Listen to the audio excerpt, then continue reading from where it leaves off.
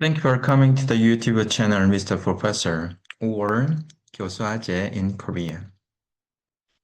In this video, we are going to cover the math problem number 21 from the 2026 CSAT or 대학수학능력시험. So look at the problem. This question asks, do you know what the meaning of a continuity function? And what is the meaning of the right-hand side limit exists? And this condition kind of a little bit tough to handle. Okay.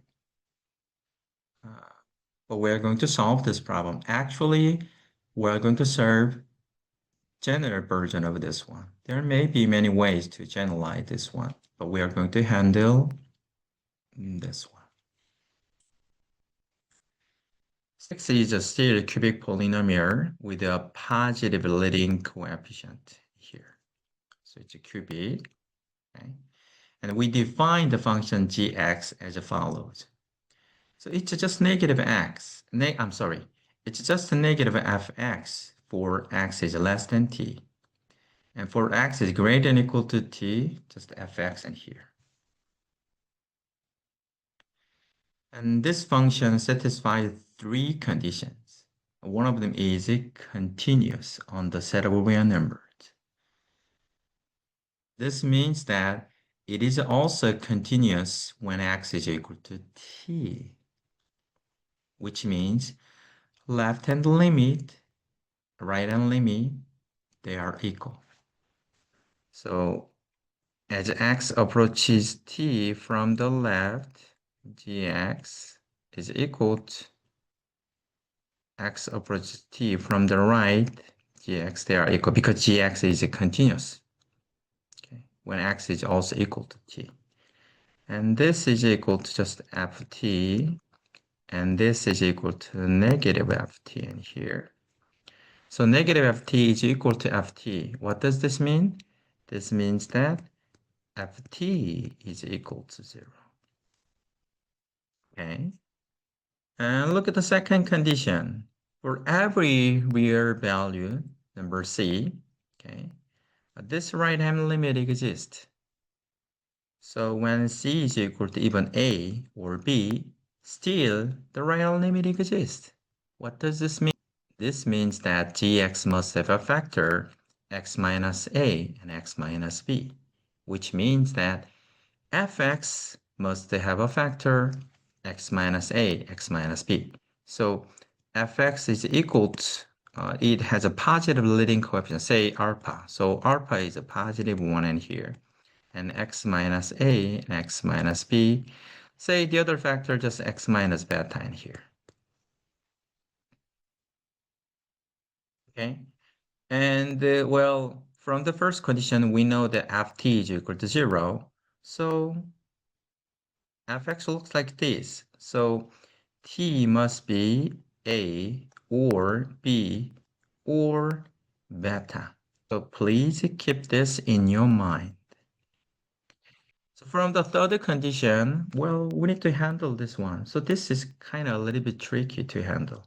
But anyway, we need to handle this one. Okay. So let's handle this one, the next page.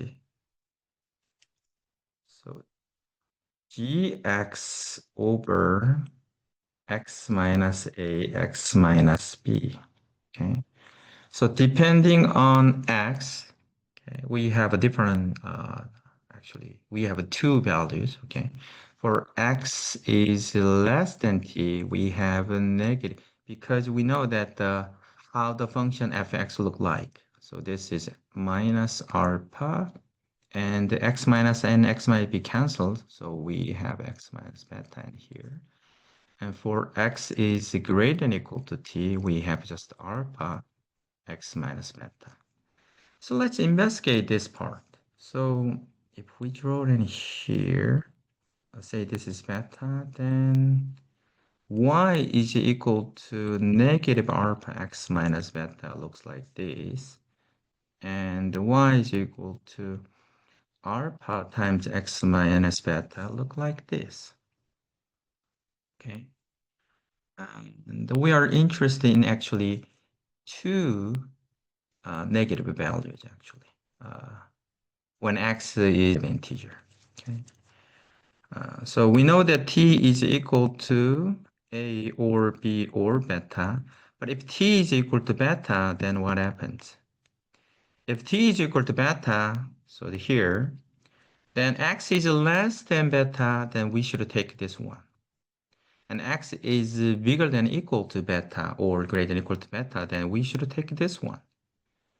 What does this mean? This means that this is always greater than equal to 0. It cannot be negative. But look at the condition 3 in here. We need to have exactly 2 integer n, okay? And this, the limit, right hand limit less than 0, which is a negative 1. But if t is equal to beta, we cannot have negative. So we can conclude that t cannot be equal to beta. Now assume that t is equal to a. So in here, so if a is here, then what happens? Then, well, this must be a in here, and this must be a plus 1. Okay. So when x is equal to a, we have negative part in here. When x is equal to a plus 1, we have negative part in here. Only those two. But look at the condition a. A is already less than equal to 0, which is not positive. So this doesn't make sense. How about t is equal to a in here? Then a minus 1, a minus 2 in here, that also doesn't make sense because they are already also negative. They cannot be positive. So we don't need to consider t is equal to a. How about t is equal to b? So we do the same thing in here. So look at the condition b in here. b is less than equal to 2, less than equal to 2, okay? So b is less than equal to 2. So if b is here, okay, or t is equal to b in here, then what happens? Then to have negative part, then we have this is b minus 1 in here and b minus 2 in here. Then we need to have those two, negative 1. And they must be positive also. But unfortunately, b is less than equal to 2. Then we have a trouble when x is equal to b minus 2. That is not positive. So we also do not need to worry about this part, which means that t is equal to b only must be in here. So this is b and this is b plus 1. Only those two parts. And we already know that those 2 points must be GL and minus R GS. But we also know the condition, the S is less than B. S is already less than B in here. Which means that this is GL is equal to, and L is also less than, already less than A here. L is already less than A. So this is minus FL. So minus alpha and L minus A, L minus B, and L minus beta. And this is equal to minus R. GS is the same situation because S is less than B. Okay, so which means minus FS in here. So RFS. So R and alpha S minus A, S minus B, S minus beta in here.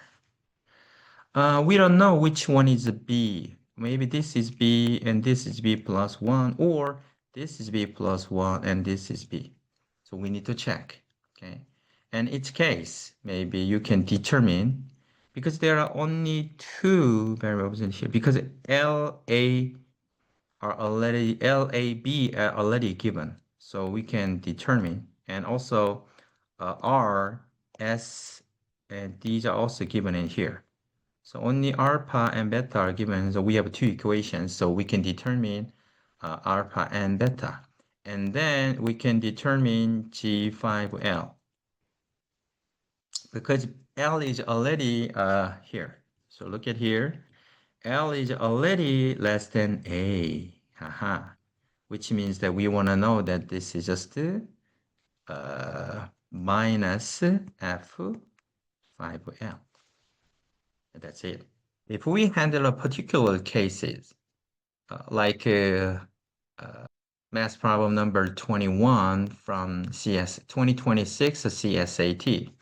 So in this case, A is equal to 0 and B is equal to 2.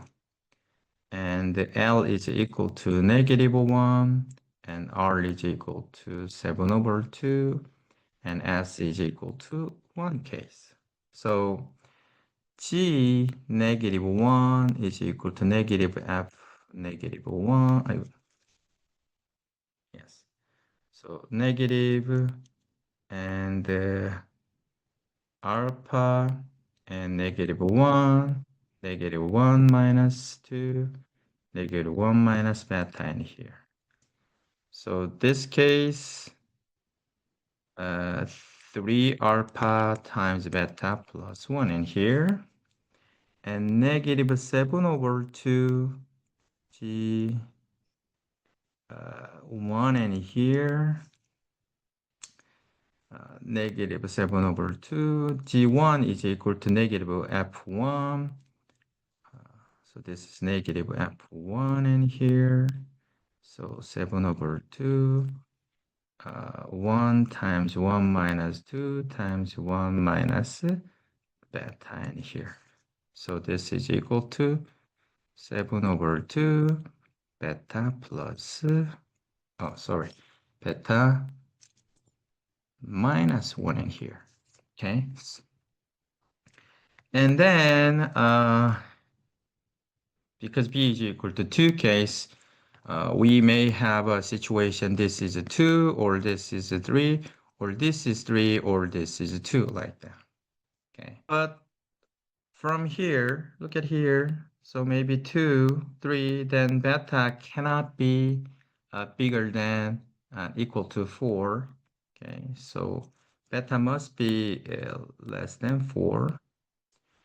But if this is bigger than this one, so assume that this is bigger than this one. Oh, I missed R prime here, sorry. And R prime here, sorry. So R prime here, okay? So we know that R prime is a positive one, so you may cancel in here. Okay, then what happens? Then we have a 3 and 7/2, 1/2 beta in here. So beta is already big enough in here, bigger than already 4. So this cannot happen in here, which means that we must have this situation. Okay, so 3 alpha times beta plus 1 is equal to 3, and the 7/2 alpha times beta minus 1 is equal to 2 in here.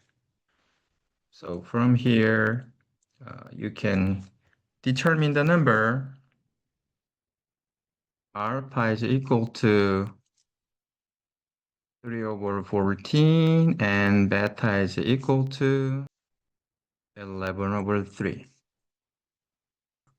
Then you want to determine G -5, which is equal to negative alpha in here minus 5, minus 5, minus 2, minus 5, minus this one. So if you compute this one, then you will have 65 in here. So from this problem, we may have another way to generalize. Maybe not only 2 values in here. How about 3 values there? Okay, then it might be more complicated. Okay, but we cannot think about that one. Thank you for your attention.